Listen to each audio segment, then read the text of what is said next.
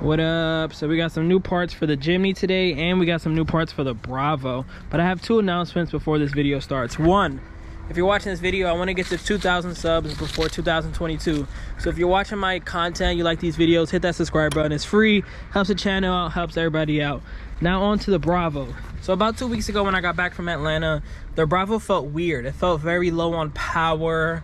It just felt super sputtery. And then my gas tank, if you guys saw that video, hit the corner right now. But when my gas was super low, it started sputtering. It didn't even want to drive. It didn't get past 3,000 RPM. And I was like, what could that be? I think my issue is my fuel filter. And I know where my fuel filter is. So I don't need anyone to comment exactly where it is. I know how to take it off. That's not my issue. My issue is I can't find a replacement. I already asked a couple places. I asked some people in Japan. And no one has it. Apparently, I think they told me that it's discontinued. So I'm not really sure what I should do right now. But it's the same motor as the Pajero minus the turbo. So I'm thinking of ordering a Pajero one. I don't know if it's gonna be the same though, because you know my engine is here, fuel line, fuel tank. Pajero has a hood, fuel tank's probably in the rear. So maybe it might be different. If you have a Pajero, I mean, I don't really think there's a way to like cross-reference, but I would love to know. I think I'm gonna order a Pajero one. But yeah, the car's super low on power. It isn't to the point where like I can't drive it. It still starts all the time. I still drive it every day, but I don't want to keep driving it like this, and then it gets worse and worse. And then I go to a fuel pump, and I checked how much fuel pumps for this car. I think it's like $400 to $800. I don't want to do any of that. So if you're watching this video, you have a Bravo or you have a Pajero, if you have any advice or tips, I would love to hear them. So here are the speakers for the Jimny. They're 4 inches. They're gonna go in the front. I got some speaker baffles in the back to protect them from like water and stuff like that. And then I want to replace all the vacuum lines, or at least most of the vacuum lines on the Jimny. So here's a 6-foot wire. Most of the vacuum lines on the Jimny are just like this, super old and crusty, and they literally fall off right away. That's what's messing with my idle. So like, look, just no pressure at all in comparison to this, where I put it in, it's like I actually need some force to get it back off. And then we got this little goodie from eBay, kind of an emergency flare. I thought it also was a flashlight, but it just does that, which I guess is cool, but I was under the impression that it did that and it was a flashlight. So what I'm going to do is basically take out the OEM flares that are in both the Bravo and the Jimny and replace them with one of these. So the Jimny one is right here. I'm always worried about someone like stealing it too. Like, I feel like someone's going to go to a car meet. I'm going to leave my door open and they're gonna take this. But now I have this little flare. It's pretty bright too, as you can see. And I'll pop that right there, and then cool. Nice and ready to go. I keep this inside, keep this as like a little gift. I wonder if this works too. One day I'm gonna pop it. Maybe when I get to 2,000 subs, I'll open this one. And then I'm also gonna take the one out of the Bravo too. I believe it's on this side by your feet. Oh no, it's still here. Nice. This one's much bigger too. So I got them both on eBay, I believe for under 30 bucks. I'll show you guys exactly what it comes with. So you get this, pop that off. Comes with batteries. Come with these stickers too, which I don't really know what they mean. I guess I can use Google Translate, but I don't know. You just pop this off. Use the batteries they give you. And then there you have it. So it says off right here and then on. So you flick it a little to the left and it comes on. And it has like this little case on it too. Like, I don't really know what this does either, but here it is out its little shell. And then it has this where you can put over. So pretty cool for 13 bucks. I mean, you get to keep your nice little original flares, and you put these bad boys in there. Can't beat it. So my goal with this is really just to change all these lines to look about all the same. So everything right here, this guy, everything that looks basically the same line. I'm just gonna use this whole 6-foot line, change all of them, and hopefully that does help. Because I forgot to mention on the Jimny, I did start it the other day and I drove it around the block just to make sure that it was still good. And it's so down on power from when I drove it a week ago. It's actually crazy. Like, I don't even want to know. Luckily the intercoolers are up here, so like if I have a boost leak, it's not really the end of the world. But all right, let me start measuring. Let me get these little cutters right here, and let's change all these lines. So hopefully that helps a little bit. I'm still waiting on my alternator belt to come in. Maybe that's why it was down on power, but I don't know. Jimny's kind of being annoying right now.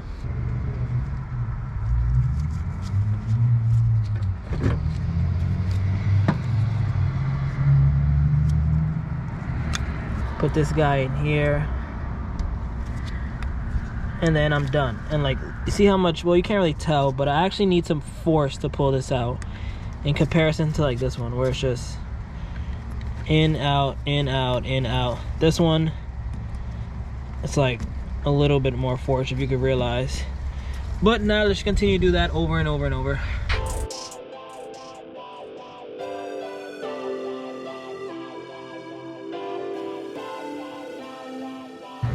And here's the new vacuum lines. As you can see, most of them are brand new. Some of them that were still good I left the same, but all this is new, this is new, this whole little area right there is new. And I think we might have a change of plans right now. What up? So it's the next day, and I know I said earlier that I was going to change the radio speakers, and to be honest, I do want to do that, but I don't have a new radio yet, and I don't feel like doing double the work, because I know most likely I'm going to have to wire the new speakers onto this junky radio, and it doesn't make sense. So what I really want to know though is to all my Suzuki Jimny homies out there, to anyone has changed their alternator belt, how did you go about it? Because I was under the assumption that I was just going to loosen this guy right here, push it forward, take the belt out, and I'll be done. But from the looks of it, I may have to loosen the fan area and the AC side. So let me know in the comments if you have a Jimny, if you've done this before. I don't really see how me just loosening the alternator will get this belt off. It looks like it's still connected to at least the AC side, and then maybe also this fan area. So let me know in the comments if you have a Jimny. I'll show you guys one more look. Yeah, let me know. But now to address my biggest issue, and it's that fuel filter right there. So what I want to do right now is go to my cousin's house. We're going to remove the fuel filter I have right now. I'm going to see if we can clean it. Most likely, I know I'm not going to be able to, but I want to also take it off completely. Go to like Pep Boys, AutoZone, Advanced Auto Parts, go to all those places and see if I can just match it up with something. Like, hey guys, can you just show me where the fuel filters are? Because I can't tell you I drive a 1993 Mitsubishi Bravo. And if I could find anything that lines up even remotely close, even if it's a little too big, I can kind of just build a new bracket or something, you know what I mean? But at least I can get a new fuel filter, because the car starts right away. Like, I'll show you guys right now. It isn't as bad as I guess it could be. I don't know, I never had to change a fuel filter, but you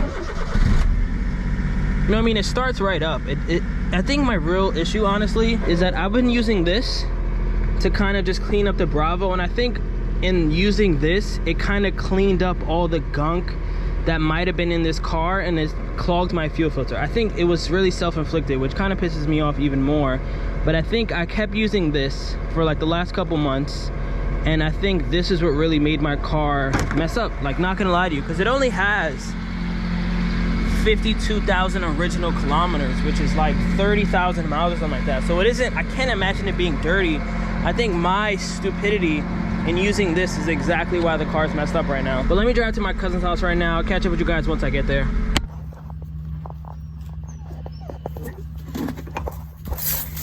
Oh my god. Yo, look how dirty that shit was. Holy cow. Well, it had pressure. We forgot to depressurize it. But here's the fuel filter. Oh, you can kind of see right there. Look at the gas. Look at the top and look at the bottom. Yeah, I'm noticing. I'm just trying to, what I'm trying to see is it getting clearer as it goes. All right, so as you can see right now, what I'm doing is I'm adding new gas to the fuel filter, and I'm just continuing to add gas until the brown goes away and turns clear, and then I'm going to just kind of use the air compressor to push it out even more. And then I just repeated that step over and over and over until it eventually got clear, but not completely. That shit was so clear a second ago. Like, oh, see? I still got some. Put some gas, I guess, that way too.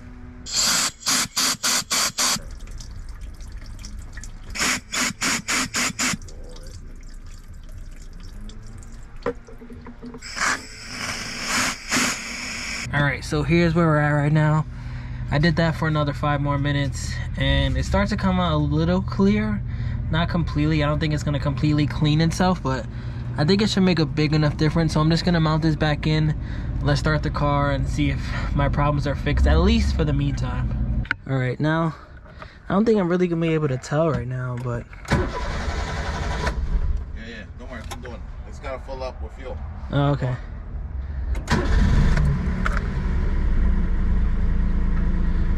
I have a question for the YouTube fam. Should I buy this car for $1,000? What do you guys think? I was gonna buy it pre-crash, if you remember. I said I was gonna buy a Z3, but what do you guys think? Turn it into like a little cart. It's a 1.997 Z3. Clearly needs hood, bumper, grill, headlight, tires. And the Z3s are super expensive to buy body parts for because they're not as common as like Miatas. But let me know in the comments if I should buy this car for $1,000. So I just got off the highway, and I wouldn't say that my problem is solved, but I would say the car's a little peppier. Like right now I'm in third, and it's a little more responsive. I wouldn't say it go as far as saying my problem is solved or nothing. So I'm gonna see if I can find somebody with a Pajero. I think there's a couple people I know on Instagram that have a Pajero for sale. I'm gonna see if I can just like drive to them and look at their fuel filter and see if it's the same. If it's the same, then I'll order it, and that should most likely solve my problems. But it does still feel underpowered around like 5th gear. Like I could have sworn that when I drove to Baltimore, I'm gonna have to relook at those videos, but I could have sworn when I drove to Baltimore I was going 120 kilometers in 5th gear at like 6,000. Now I'm going like 90 kilometers, a huge difference at like 5,000, and the car's like not struggling, but it's definitely not feeling like it was when I was on the highway. So I'm gonna see what's up with that. Thank you guys for watching. Catch you on the next one. Peace.